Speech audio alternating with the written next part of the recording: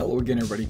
This is Mr. Everything, and I'm coming at you with another Star Citizen video. In this video, we're going to be talking about server meshing, the global server, instancing, and a lot of things that are confusing people. I watched a few streams just recently, and it came up that they really don't know what server meshing is.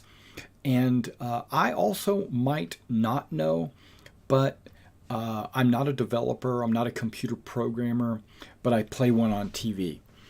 No, seriously, I have friends that are computer programmers, and this is how they explained it to me, and this is my understanding, and I'm going to explain it to you in layman's terms because that's all I know how to speak, and maybe this will help you understand what server meshing actually is.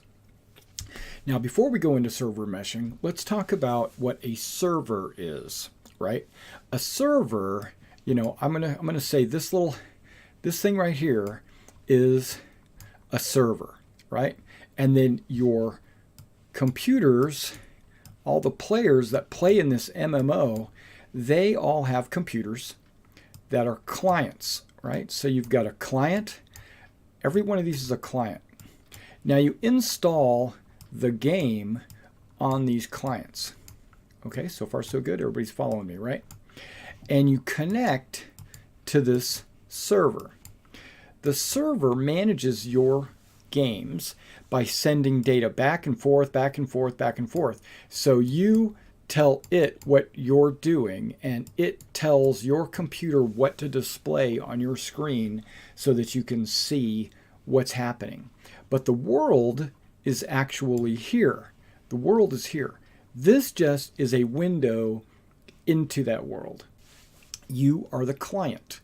So you are you're the patron of this world. You have an image looking into this world, and you can interact with it by typing on your keyboard, moving your mouse. Then your computer sends a signal to the server and says, "Hey, he just did this. What happened to him?"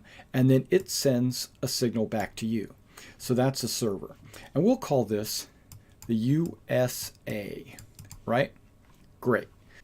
Let's say that you and your friends or people you know are on your clients and you're connected to a server, right? The server is called USA. But you've got some friends that live in Germany, right? And these guys also have their clients, which are their computers, and they connect to a local server, a server close to them, and we'll call it Germany. Okay? So now you're on your own server, they're on their own server. You'll never see each other. He can see him because this server knows what's going on in its world, right? These are like two separate worlds entirely. If you wanted to play together with your German counterparts, you would have the USA server or the German server, either one really, and then you would have your friends, and your friends over in Germany. They would all have to connect to this server, right? And then you would all be together. But the problem with what you're seeing here is, and this is a physical issue, the length of the transmission, or the time of the transmission, grows the further away you get. So, like, let's say that these German players that are connecting to the US server are not getting good response times because their message has to go to the server, and then the server has to reply with what happened, and this is what you call the lag, right? You get too much lag between communications. These guys are getting good server. Now, if they switch servers and they decide to join a German server, right, which these guys would have good connections, but then they would start to have lag. Okay? So that's why you'll see players connecting to the US server, and you'll see the German players, or European servers, I should say, connecting to the European. They'll be connecting to the European server. And that's why you have a little bit of a disconnect. All right, so now let's talk about, I haven't gotten into meshing yet, but I want to kind of get the groundwork set up so that you can understand meshing a little bit better. Let's talk about one server. Okay, one server. Let's just call it your server, right? What does that server do? That's a good question. It, as we already know, it communicates to all of our clients that are connected to that server, right? Using the internet, it connects and communicates back and forth with these clients. It has to know where every one of these clients is located in the world.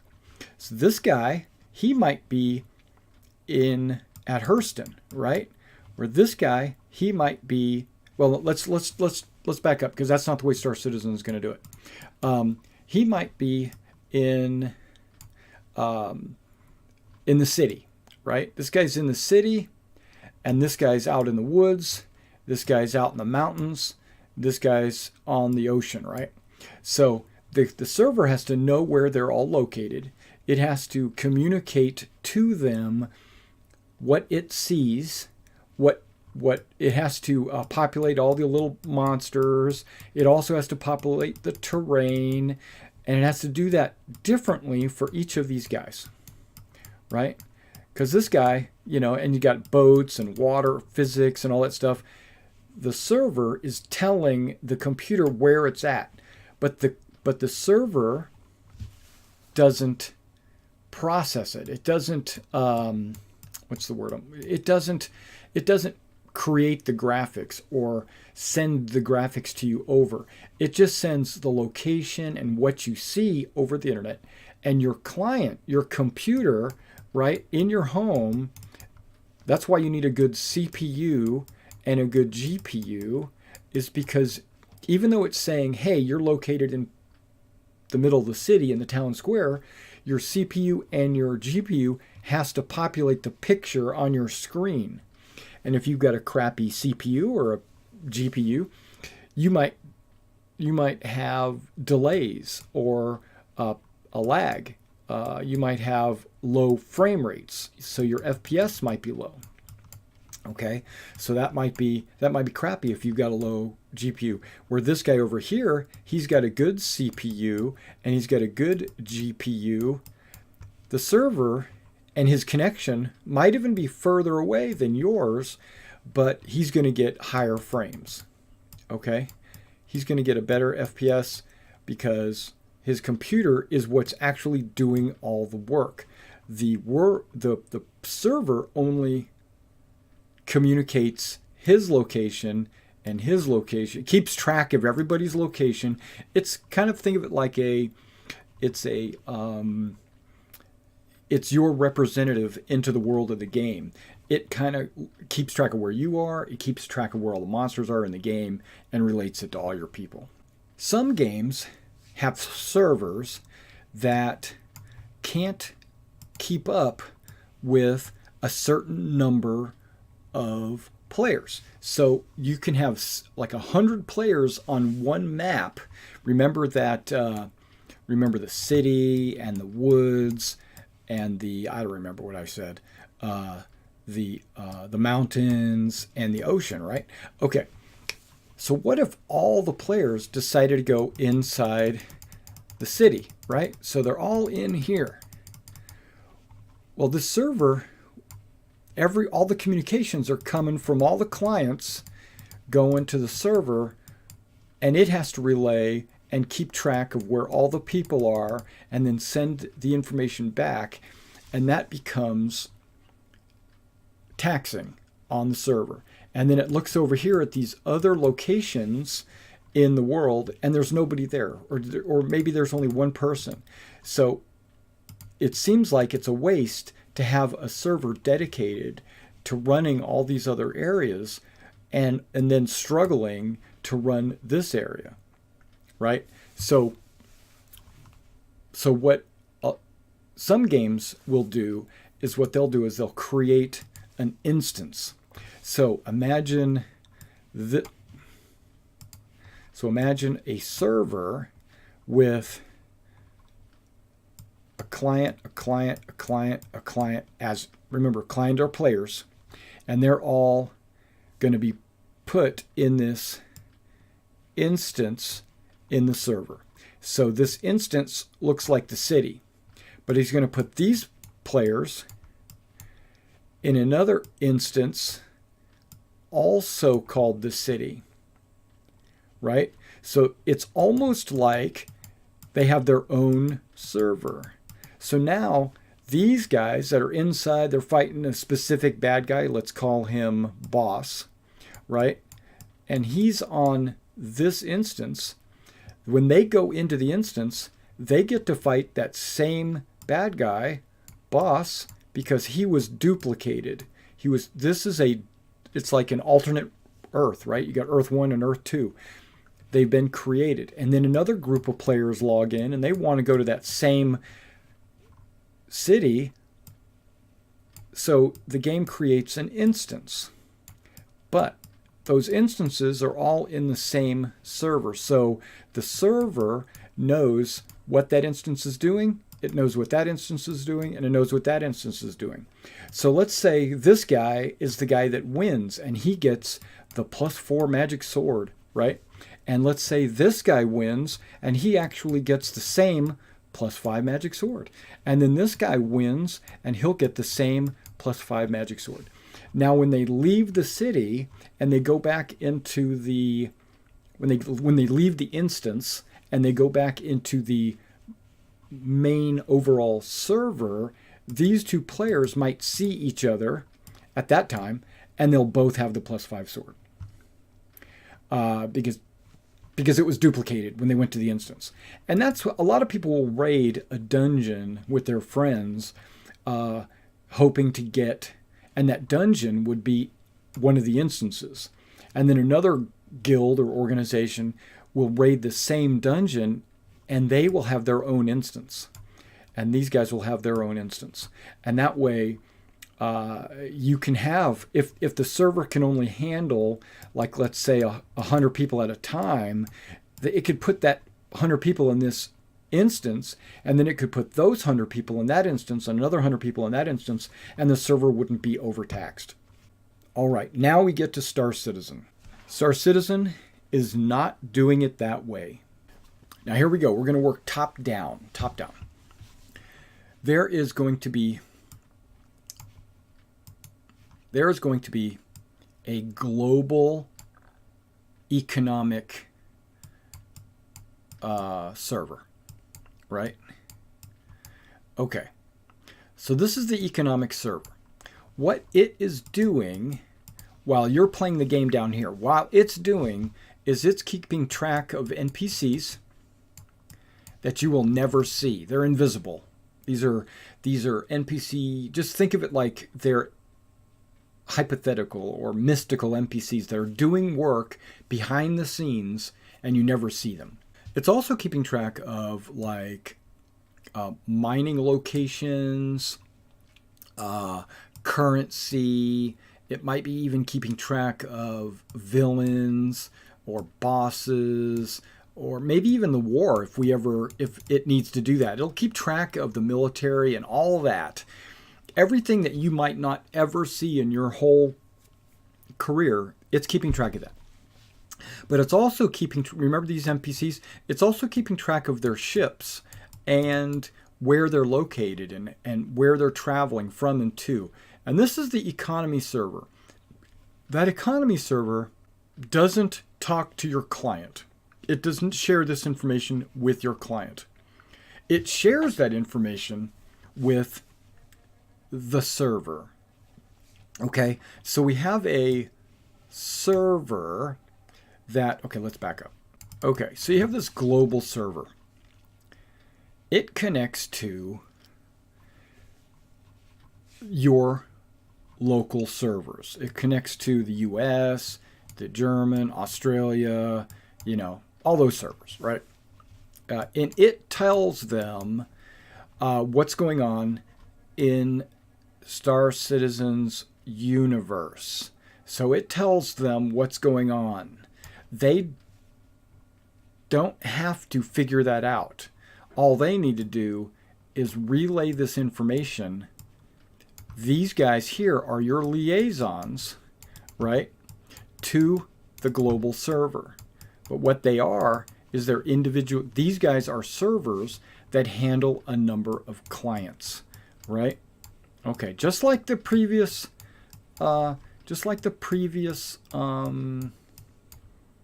explanation where you had one server and it handled multiple clients, or you have multiple servers in different regions handling multiple clients. This does exactly the same thing. And the idea is that if I buy a ship from the store, my liaison, my server, will tell the global server that I bought this ship and the ship is mine. So that when Joe Snuffy goes to buy that same ship, it won't be there because the global server told this server that it's gone. Okay? So what you do in your server will impact what people will experience in other servers. Okay, so far so good. Now let me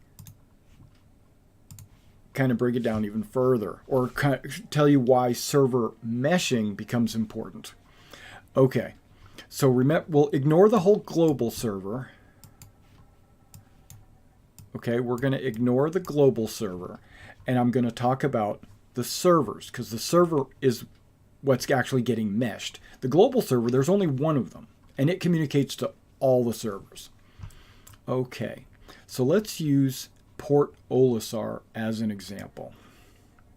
Port Olisar as an example. Then that might be, they might, and this is where the object container streaming comes in as well, but let's use Port Olisar all by itself, because there's 50 players there, might be on one server.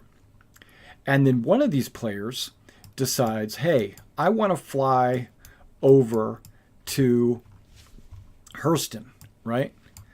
And so he will fly to Hurston, which might only have 25 people, but they're on their own server.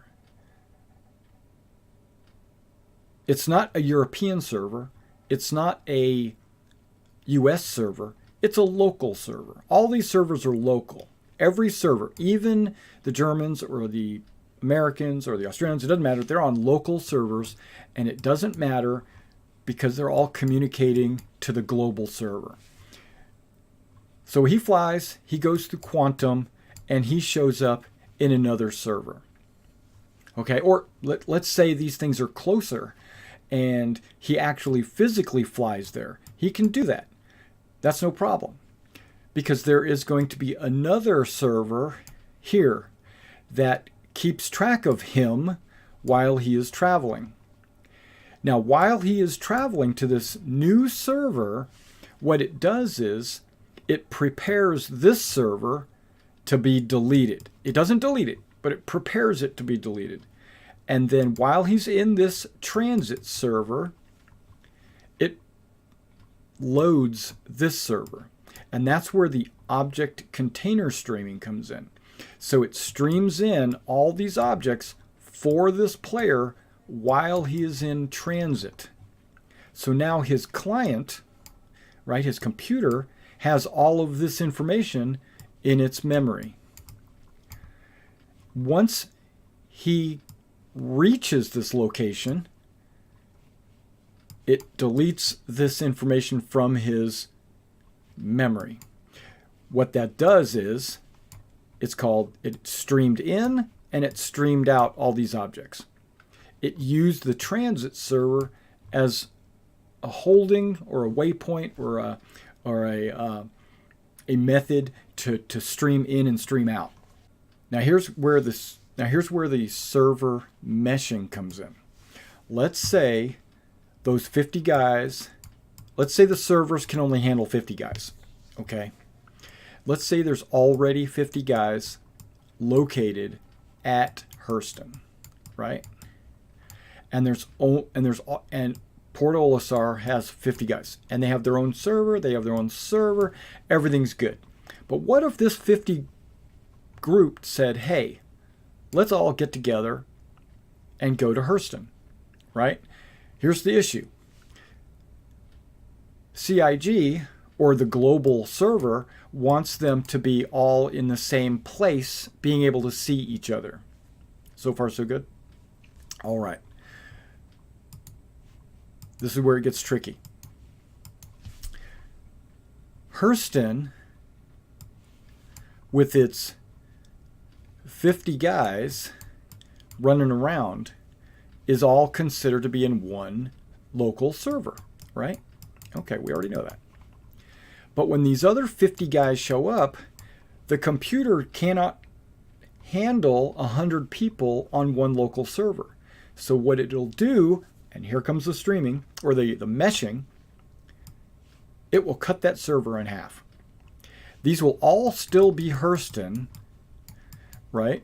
They will each have their own local servers, and people will be transitioning back and forth between servers as needed. Like this might be the spaceport, right? That might be the spaceport. This might be the residential area. However the computer can solve this issue. And then when people decide they want to move into the spaceport, it might have to, this is another thing, it might have to, because this is all, they will spool up and spool down servers as needed. And this is what they're talking about. Remember, this is Hurston, the planet or whatever. And I'm just using Lorville as an example. There was 50 people already in the spaceport, right? And then there was 50 people over here in residential. But when, let's say, 25 of them leave and go over to the spaceport, right? Like I said, it'll split this and it'll put the spaceport on this side and then residential on this side. But when there's still more than 50, because the server can only handle 50, it'll split the spaceport, right? You might have hangars, you might have the shop, you know, you might have every single one of those would be a server. They're not instances because they're not duplicated. They're not like, I can't have these 25 guys go into the exact same spot that these guys are in and not see each other.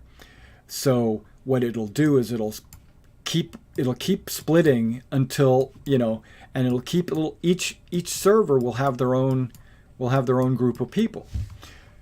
Now the problem is, and this is where the problem is, being able to transition from one server to the next without the computer like hiccuping, saying, oh, what's going on? I don't understand. Because it needs to learn how to split them. Another thing, this is kind of important in big open areas like space, or like if you're in, specifically space.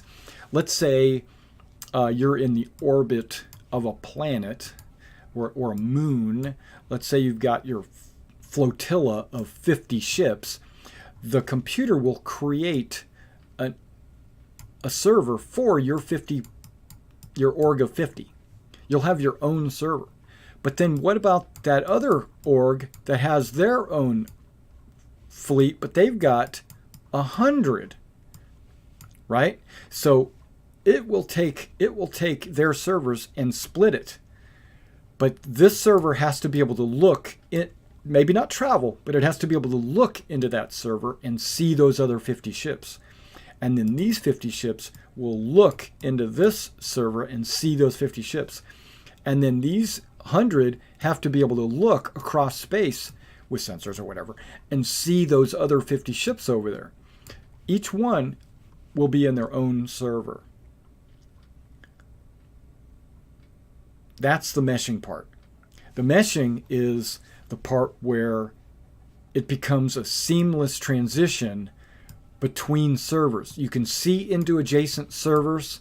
You know, maybe there's one guy there. You can see into adjacent servers You can travel back and forth between servers. You know, the servers will spool up, or when he gets killed, this server will disappear. You'll never even know it was there. That's meshing. That's complicated. That's complicated.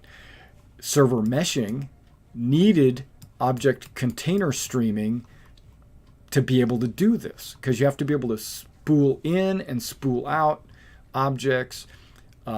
When you specifically, like when you're in a big city or whatever, and the city is getting split into their own servers, you have to be able to stream in the city, and then you also have to stream out the city for the guy that's when the servers get split, right? And then there's guys here, there's guys there. Okay, I hope that explained it. I know it was. I tried to use the whiteboard to make it a little bit more understandable, but meshing is not taking this server and overlapping another server, or this server laying on top of another server. That's not what it's trying to do. I know it kind of sounds like that, right? But that's really not what it is. The servers are not overlapping. They're each individual. They have their own unique servers, and then you as a player should be able to move from server to server to server. And when you go to this server, this might be a transition server. This one's getting prepared to be deleted, while this one does the object container streaming and streams it in. And then when you go to that server is deleted. So you will always have your server and all the surrounding servers, right? Those will all be streamed in. And then when you move to that next server, the farthest ones will be deleted, and then new ones will be streamed in. That's the object container streaming. But now, and the computer has to intelligently know that you're traveling in this direction. If you go like halfway, then turn around and come back, then it has to stop the deletion, because all it is preparing it for deleting, and then it just changes it and says, okay, we're not deleting it. We're actually deleting these guys because he's going back this way. But the meshing is, the meshing is being able to split the servers when, or depending on population, right? That was a mesh. And then if 25 go over here, it'll split the server again. So now this creates a new server, you know, they're not overlapped. They're actually split. And then you can travel back and forth between them, and you should be able to communicate between them. But what makes this all possible, this is another thing that I probably should mention, is you have your clients. Your clients are your individual players, computers. They are in their servers, and each server is going to have a defined size. And when I say size, I mean amount of clients that it can hold. Once that number gets close to being reached, it's not going to let it reach that number. So like if 50 is the total, maybe at 40 it'll split it. So you'll have two 20s possibly. But once that number is close, it'll split into a new server, and you'll have a new area. And it might look like they're right next to each other. Like this might be the first half of Port Olisar, and this might be the back half of Port Olisar. I don't know. But what makes that all possible is when a new server or an old server is in existence, it communicates to the main global server. And this global server doesn't have to do any work when it comes to rendering the game, or because that's your client. Your client's doing all the work rendering. This communicates what you see in that area, and this just tells it what to put in that area.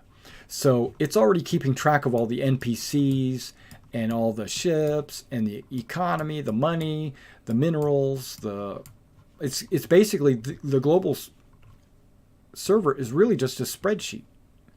that's being like controlled by Chris and Tony. And then these are all automated. Maybe there's some place in the middle where the game masters are at, but these are all automated to split and to subdivide and to recombine. And yeah, that's the trick. That's what they're working on right now, is getting the game to intelligently on its own split servers and recombine servers. All right, guys. Well, thanks for coming out and checking out this video, and I'll see you next time.